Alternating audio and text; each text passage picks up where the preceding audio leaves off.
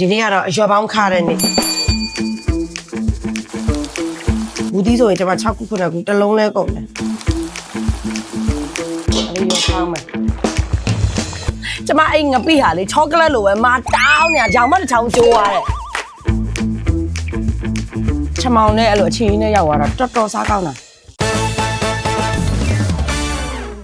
မလဲပတူဝယ်ခဲ့တယ်ချမောင်ဝယ်ခဲ့တယ်ပြီးတော့မုံလာရွက်ကလေးလည်းရခဲ့တယ်အဲ့ဒါလေးကိုကျွန်မချင်းချက်စားမယ်ကပ်ဘလူးလေးကောင်လေးတွေဒါစေးထားတာကပ်ဘလူးလေးလက်နေရတယ်ဒါတည်းအခု weight ကို125နဲ့130ကိုပြန်ချိန်မှဖြစ်တဲ့အတွက်ဒီအပိုင်းကိုမတင်ရတာဓာတ်စာအနေနဲ့အသီးရွက်တွေနဲ့အသားငါးတွေနဲ့ပဲအဲ့လိုရောချက်စားမယ်လောက်ထားတယ်ပြီးတော့သမင်းနဲ့အရွက်များများစားမယ်ပေါ့နော်သူကခါတက်ရတာရှိတယ်အဲ့ဒါမတင်ရတာအပြီးကစားလေးနဲ့နည်းနည်းနယ်ထုတ်ထားလိုက်မယ်စားနဲ့နယ်ထုတ်မယ်စားနဲ့နယ်ထုတ်တယ်နဲ့အခါးတွေနည်းနည်းပြောက်သွားအောင်လေဘလူးနံလေးကနည်းနည်းမှုတ်တေးလေးရောစိမ့်ထုတ်လဲကောင်းတယ်သူကမြေပဲဆန်လေးနဲ့တုပ်စားမယ်ဆိုလဲအဆင်ပြေတယ်ပေါင်ပန်းဖြူလေးရဲ့ဒါလေးကထီရုံလေးဘူးသီးလေးပြုတ်မယ်ပေါင်ပန်းဖြူလေးကိုပြုတ်မယ်သခွားသီးလေးရဲ့ဒီဟာလေးရဲ့ဒါစိမ့်တို့မှာဒါလေးဆိုလူခန့်တာတော့ထီရုံလေးတွေငါမြင့်ကျင်နေတာမြင့်လေထုံးတာတော့ပဲမလေချမောင်ရဟင်းနဲ့မြင့်ပြုတ်နေဆိုတာကဒီမီကွေးဘယ်ကနေမြသွားတူးခဲ့ကြတယ်မြင့်အဲ့ကလေးရတူးစရာအရင်ကြိုက်ကြတယ်ကုန်တယ်နော်မယုံမရှိနဲ့ဘူးသီးဆိုရင်ကျွန်မ6ခု9ခုတစ်လုံးလဲကုန်တယ်ဘိုင်းအတင်းသွားတာအသီးရွက်တွေနဲ့သိရတာဘိုင်းလေးလာကျွန်မကြီးတယ်ကောင်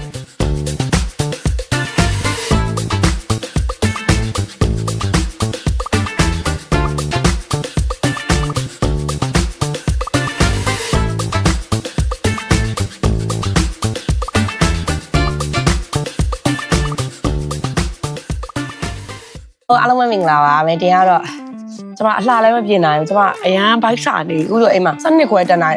လားဟလားတက်နိုင်လောက်ရှိပြီကျမကတော့ကျမရဲ့ဒါတိုးစရာဘိုင်းပေါ့နော်ပေါက်ပန်းပြူမုံလာဥချင်ပန်းမုံလာရွက်ချင်ပန်းနာဘူးသီးပြုံးပြီးတော့ဒါဟွာထီကယုံဒါလေးကတရကင်းရွက်လေးတွေလို့ခေါ်တာပဲပြီးတော့သခွားသီးဒင်းကြီးစားရေးစိန်ညစ်ပြုတ်ဒါကတော့ကျမရဲ့ငကွင်းရှက်ငချောင်းနဲ့အကွင်းရှက်ငချောင်းနဲ့ဒါအပြည့်ချောက်ကလေးကြော်ထားတယ်ညရရတယ်ပြီးရတော့ဘာလို့ညရကနေဖြော်တာကောင်းပါတော့ညနေဖြော်တာတဲ့ငပိရေဒါကတော့ကျမလေဘရူရဲ့ချမောင်ရွက်ရဲ့မုံလာရွက်ရဲ့ဟိုဝတ်သားနဲ့ညကြံနဲ့ပတ်သားနဲ့ကျွန်မရောတာချက်ထားပါတော့ငါလည်းပါတယ်ဒါကတော့ကျွန်မဟာအမြဲတမ်းထောင်းစားတယ်ကျွန်မရဲ့ချောကလက်တောင်ဘာဖြစ်လို့လဲကျွန်မအဲ့ငပိဟာလေချောကလက်လိုပဲမတောင်းနေတာတော်တော်ခင်းလောက်ရတယ်ရောင်မတစ်ချောင်းကျိုးရတယ်အဲ့ငပိကိုကျွန်မတွန်းထည့်တာအဲ့ဒါကိုကျွန်မမြုပ်ဒီဇိုင်းလေးတွေကျွတ်သွန်ပြူလေးလှော်ပြီးစွန်ချောက်ကလေးနဲ့ဒါထောင်းတာဖြစ်ပါတယ်ချုံမုတ်လုတ်လေးပေါ့နော်ကျွန်မပထမဦးဆုံးကျွန်မငပိတောင်းနဲ့အရင်ဆွဲမှာဖြစ်တယ်ငပိပေါင်းအရင်ထည့်တယ်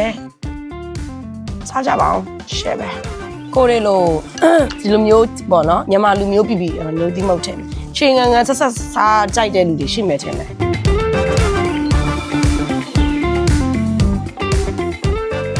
ကျမတော့စားလိုက်အောင်နော်ကျမလိုမျိုးအိမ်မှာဟင်းညံ့နေရှိလူမျိုးလေးချက်စားကြည့်တော့ဒါဆိုရင်ဘာမှဟိုနေမပါဘူးဟင်းကောင်းမယ်ကောင်းမပါဘူးကျမတို့တော့ဒါဟင်းကောင်းတစ်ခွက်ပဲအသားဟင်းငါး